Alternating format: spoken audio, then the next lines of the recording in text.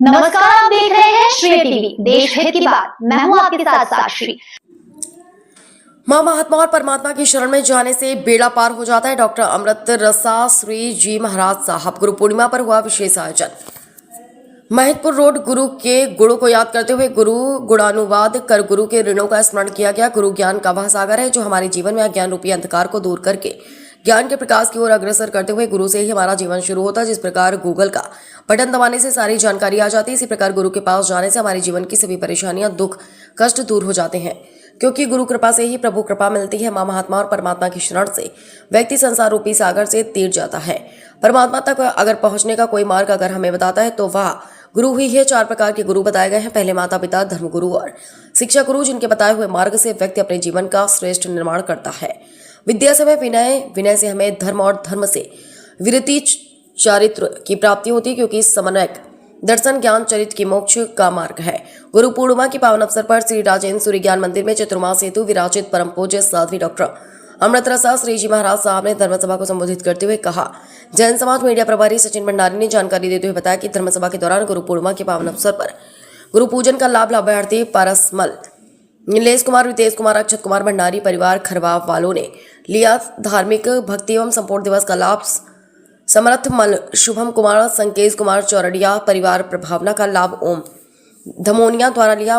पूज्य साध्वी जी के दर्शन वंदन हेतु खाचरोद, जावरा, रतलाम, नागदा, खारवा, बपैया आदि अनेक श्री संघ ने पहुंचकर धर्म लाभ लिया। इस मंगलकारी अवसर पर प्रतिदिन 9:15 पर से 10:15 पर होने वाले मंगलकारी प्रवचन में समाज के सभी श्रद्धालु, महानुभाव एवं आसपास के श्री संघ ने पहुंचकर धर्म लाभ प्राप्त किया। बाहर से पधारे हुए श्री संघ का स्वागत बहुमान महिदपुर रोड जैन श्री संघ एवं चतुर्मास समिति की ओर से किया गया। श्री टीवी से सचिन भंडारी, महिदपुर रोड की खास रिपोर्ट।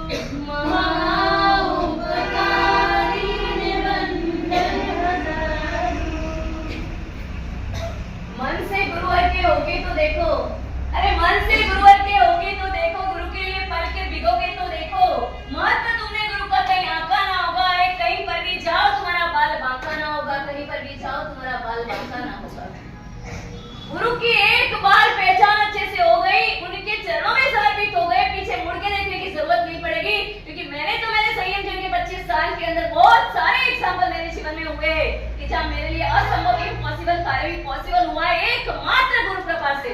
ताकि अपने शरीर की कोई ताकत नहीं, कोई औकात नहीं है, लेकिन एकमात्र गुरु कृपा में वो ताकत होती है। जब वो कार्य संपूर्ण हो जाता है तब लगता है कि वास्तव में मैंने करा, मैंने तो सिर्फ करने में निमित्त बनी हूँ, लेकिन कृपा तो मेरे गुरु की थी, उनका आगमन था, उनका आशीर्वाद था, तब जाके अपन यहाँ तक पहुंचे हैं।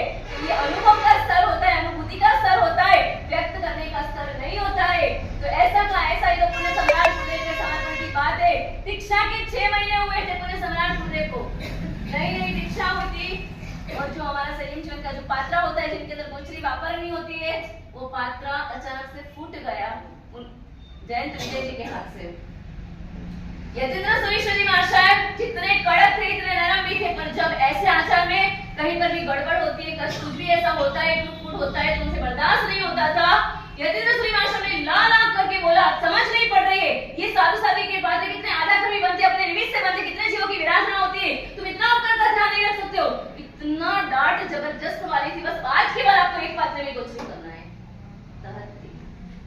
6 महीने के दीक्षा पर्याय से लगाकर 63 साल तक उनकी दीक्षा पर्याय रहा। गुरु तो 7 साल के बाद चले गए थे, 7 साल के दीक्षा पर्याय के बाद। अगर वो चाहते, बाद में आचार्य बन गए, सुविशाल रक्षाधिपति बन गए, शासन की धुरा उनके हाथ में आ गई, वो अगर चाहते थे 1 के 2 पात्रे 2 के 4 पात्रे यूज करे तो कोई मना करने वाला नहीं था। पर दिल के अंदर मेरे गुरु की आज्ञा है, मेरे गुरु आज्ञा का रिकॉर्ड बनाना है, मुझे दुनिया के सामने दुनिया की बात नहीं मानना है। मेरे गुरु की क्या आज्ञा थी, अब तो जिंदगी भर एक पात्रे में वापरना है, चाहे सॉलिड हो या लिक्विड हो, सब कुछ एक ही पात्रे के अंदर हमने नजर के सामने देखा है। जीवन के अंतिम सांस और अंतिम दिन तक गुरुदेव ने एक ही पात्रा में बाहर कराए। 6 महीने की दीक्षा पर्याय से 63 साल का दीक्षा पर्याय था उनका, और 63 साल तक एक ही पात्र में आहार पानी करना, एकमात्र गुरु की आज्ञा को फॉलो करने के लिए। ये होता है समर्पण, ये होती है आज्ञा। आज अपनी आज्ञा क्या है, अपना मनमानी हो जाए पाते हैं। इसलिए सबसे पहला काम गुरु के चरणों में समर्पित होना है, अपने जीवन को फना करना है, मन से असली बनना है। मन अपना होना ही नहीं चाहिए, जो कुछ भी मेरे गुरु की इच्छा है वो मेरी इच्छा है, उनकी आज्ञा है वो मेरा धर्म है। अगर इस कोटि का समर्पण आ जाएगा तो इम्पॉसिबल कार्य भी आपके लिए पॉसिबल हो जाएगा, असंभव कार्य भी आपके लिए संभव हो जाएगा। उसके लिए आपको मेहनत करने की जरूरत नहीं पड़ेगी। उनका जीता जागता उदाहरण देखना हो तो साक्षात अपने इस अवसर में काल के गुरु के रूप में आइडल उनको है तो गुरु गौतम स्वामी, उनका एक एग्जाम्पल देख लो, आपको पता चल जाएगा। 50 साल तक अहंकार के शिखर पर चढ़ने वाले गुरु गौतम इंद्रभूति अहंकार का फुग्गा फुला के समस्तरण के अंदर गए थे। पर जैसे ही प्रभु की ओर फील्ड में गए, मन में एक प्रश्न था, मेरा इस प्रश्न का समाधान हो जाएगा, उनको मैं गुरु बना दूंगा। और उसी समय परमात्मा को जिस दिन से उन्होंने गुरु के रूप में स्वीकार करा, उनके बाद मन में कोई विकल्प नहीं, कोई विचार नहीं, कोई थॉट्स नहीं, कोई थिंक्स नहीं, कोई विचारधारा नहीं। अब जो कुछ भी सर्वे सर्वा मेरे गुरु है। अहंकार के शिखर में से उन्होंने सिर्फ विनय की गलेटी में बैठने का काम करा है, बाकी कुछ नहीं करा है। कितने साम्राज्य के मालिक वो बन गए, उनको अनंत लब्धि के धारक बनने के लिए मेहनत नहीं करनी पड़ी है। 50,000 केवल शिष्यों के गुरु बनने के लिए मेहनत नहीं करनी पड़ी है। उनके पास इतनी सारी लब्धियां थी कि शायद अगर वो पर डे एक लब्धि का उपयोग करते ना तो शायद प्रभु से भी उनके श्रावक बढ़ जाते, पर उन्होंने कभी अपनी लब्धि का उपयोग नहीं करा, कभी अपने ज्ञान का उपयोग नहीं करा। और एकमात्र मेरे गुरु सर्वे सर्वा उनके सामने जाते थे। 50 साल की उम्र के गुरु गौतम 5 साल के बच्चे की तरह गुरु के चरण में जाते थे, क्योंकि गुरु का संबंध यूं कहना चाहे कहां कहने में आए तो माँ और बच्चे के बेटे के संबंध जैसा ये संबंध है। शिष्य को चाहे कितना भी बड़ा क्यों ना हो जाए, लेकिन गुरु के सामने एक बच्चे की तरह ही रहना है, एक छोटा बच्चा बन के ही रहना है। वहां जो निर्दोषता होती है, वहां जो सरलता होती है, और उसी सरलता से अगर वो रहता है तो 100% उनका कल्याण हुए बिना नहीं होता है। लेकिन जहाँ पे तुमने मन का डोया हलाने की कोशिश करी है, वहां पे आपका समर्पण चला जाएगा, और समर्पण गया तो वहां पे पतन का मार्ग शुरू होने में देर नहीं करेंगे। अरे शास्त्र वचन तो यहाँ तक कहता है, लाखों लोगों को आप खुश कर रहे हो और उससे आपको जितना प्रॉफिट नहीं होता है उतना प्रॉफिट 1 मिनट के लिए गुरु को साता सुख खुशी देने से और उनको शांता देने से मिलता है। और लाखों लोगों को दुख देने से जितनी पीड़ा दुख आपको मिलता है, उतनी पीड़ा एवं इतना दुख आपको गुरु को एक क्षण के लिए असाता देने से मिलता है। तो गुरु का जीवन में क्यों जरूरी है? क्योंकि कहते हैं कि गुरु अपने डॉक्टर के पास आप जाओगे ना तो वहां पे कैसे ओपन डायरी होते हो, आप आपकी बीमारी को कुछ छिपाते हो क्या? डॉक्टर के सामने में डॉक्टर बोले कि कम हो रहा है तो भी अपन क्या बोलेंगे, मेरा सिर दुख रहा है, पैर दुख रहा है, ये हो रहा है, वो ऐसा हो रहा है, खाना नहीं बन रहा है, फलाना ढिकना, ये वो बोले जा रहे हैं। वहां पे इतना सा भी अपन में छोड़ते नहीं है, होगा उसे और नमक मिर्ची घबरा के अपन ज्यादा बताने की कोशिश करेंगे। क्यों? आपको पता है कि मुझे स्वस्थ होना है, मेरी बीमारी को नेस्तनाबूद करना है। डॉक्टर को नहीं पता होगा तो उनको कैसे पता चलेगा?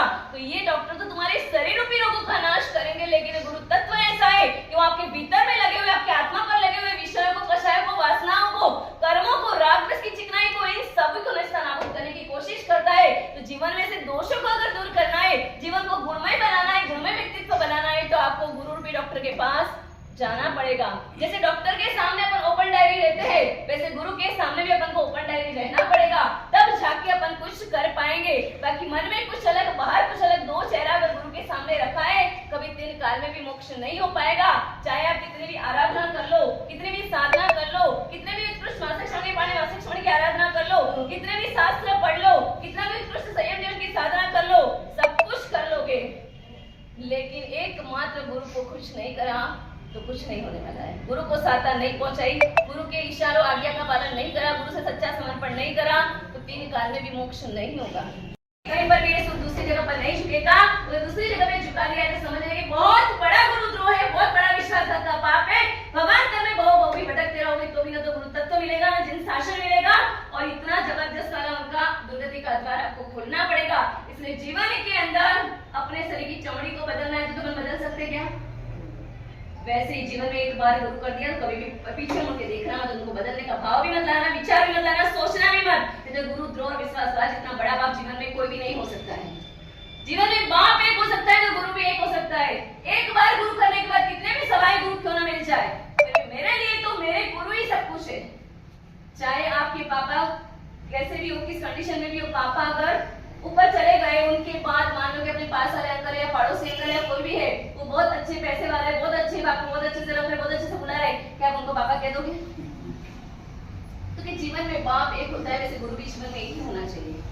चाहे कुछ भी हो जाए, मेरे गुरु का वचन निकल जाए, मतलब मेरे लिए सोने की लकीर है। दुनिया के लिए दिन हो सकता है, मेरे गुरु ने कहा रात है तो मेरे लिए रात है। दुनिया के लिए पूनम हो सकती है, लेकिन मेरे गुरु ने कहा अमावस है तो मेरे लिए अमावस है। दुनिया के लिए कौवा काला होता है, लेकिन मेरे गुरु ने कहा कि कौवा धोला है तो मेरे लिए धोला ही है। कि उन्होंने कुछ कहा है तो सोच समझ के कहा है, मेरे हित में कहा है, मेरे भविष्य को देखते हुए कहा है, मेरी लाइफ को सोचते हुए कहा है। क्योंकि गुरु का एक ऐसा रहता है कि जो शास्त्रों की बात